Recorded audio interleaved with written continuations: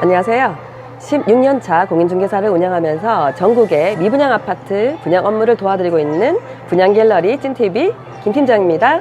제주제일풍경채 많이들 알고 계시죠? 지난 2월에 청약을 통해서 40% 정도 분양이 되고, 이번에 조건 변경을 통해서 5월 20일부터 선착순 분양을 진행하고 있습니다. 왜 생각보다 빨리 분양을 받고 계시는지 그 이유를 한번 설명드려볼까 해요. 제주가 무슨 7억, 8억, 10억이야 라고 하시는 분들 계시는데요. 우선 인근의 시세 한번 보여드릴게요.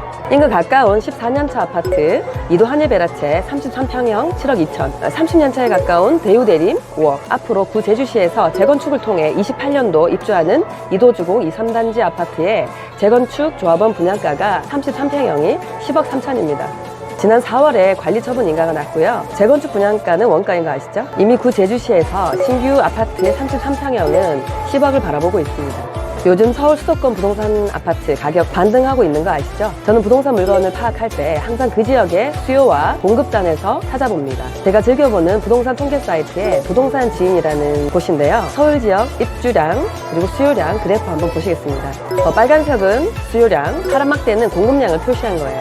서울은 19, 20, 21년을 제외하고 적정 공급량이었던 적이 없고, 22년 빅스텝 전쟁 등으로 인해서 완전 바닥을 찍고 금리도 안정화되어 가는 지금, 더군다나 28년도까지의 절대 공급량 부족으로 상승할 수밖에 없는 국면에 와 있습니다. 요즘 경기도의 사전 청약 단지들이 5곳이나 무산이 되면서 경기도 쪽 미분양 아파트도 굉장히 거래량이 많아졌습니다. 자, 미분양 무덤이라는 대구도 한번 보여드릴게요. 27년도는 지나야 미분양이 소화될 듯 합니다. 그리고 마지막 제주도는 제주시만 한번 보여드릴게요. 연간 신규 아파트 2,000채가 필요한데 2013년을 제외하고 과잉 공급된 적은 없습니다. 그 신규 아파트 2,000채라는 그 수요량은요, 독립, 그다음에 결혼, 그리고 새 아파트로의 이주 수요를 말하는 거거든요.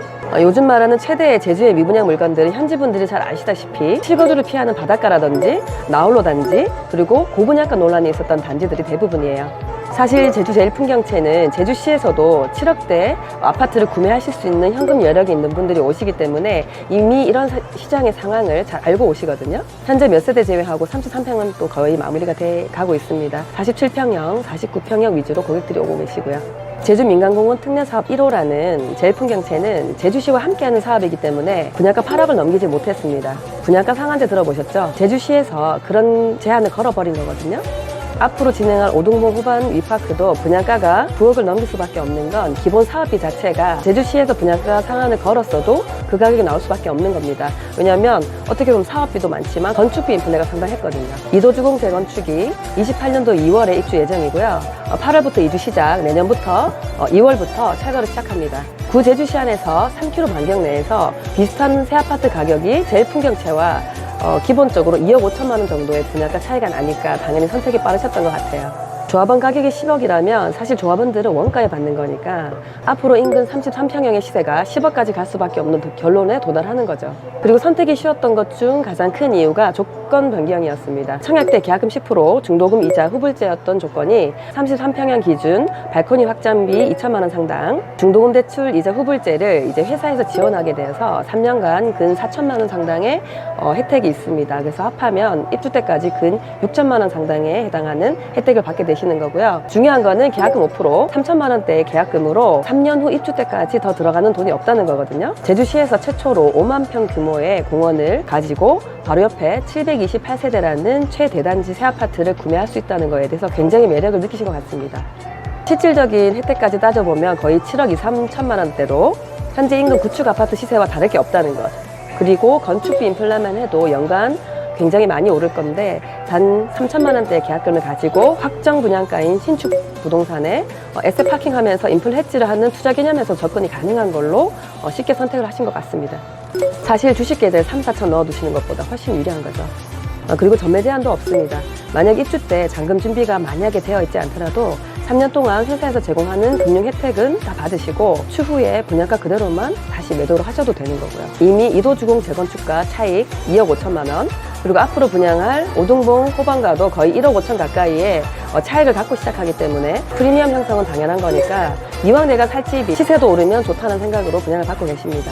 동쪽 개발지도 한번 보시면 앞으로 제주 시내에서는 재건축이 아니면 새 아파트 공급이 어렵습니다. 요즘 젊은 친구들 신혼집을 구할 때 구축 아파트 잘 들어가지 않거든요. 그래서 양극화가 아마 심해질 거예요. 사마지구와 아라지구 역시 제주 지역에서 신규 아파트에 대한 수요 때문에 현재 10년차가 넘어가는 중에도 분양가에 3배 가까이 된 것도 보실 수가 있을 겁니다. 즉 시세가 받쳐주고 있다는 거죠. 동부공원 공공지원 민간임대지구가 올해 9월에 착공이 들어가고 화북지구 택지 5,500여 세대가 내년에 지구 지정이 들어갈 예정입니다. 그러면 토지조성공사를 통해서 입주가 완료되는 때는 앞으로 10년 후, 그때는 분양가가 얼마나 될까요? 제가 이제 제주시에서도 33평의 새 아파트는 10억 미만으로는 찾아볼 수 없을 거라고 예상하는 강한 이유입니다. 토지비는 정해지더라도 건축비 인플레만 해도 상당합니다. 2050 국토부 탄소 중립 로드맵에서 보시면 제로 에너지 건축물로 인해서 탄소 배출 감소를 위해서 에너지 효율 등급을 이제 앞으로는 새 아파트에도 맞춰야 되거든요. 최소 5등급을 맞추기 위해서는 벽 두께, 공기순환 시스템, 태양열 설치, 그다음에 단열자재 기준이 강화되거든요. 그리고 더군다나 층간소음으로 인해서 바닥 두께 역시 두껍게 해야 되므로 아마 향후 10년간은 건축비 인플레가 굉장히 높지 않을까 예상합니다.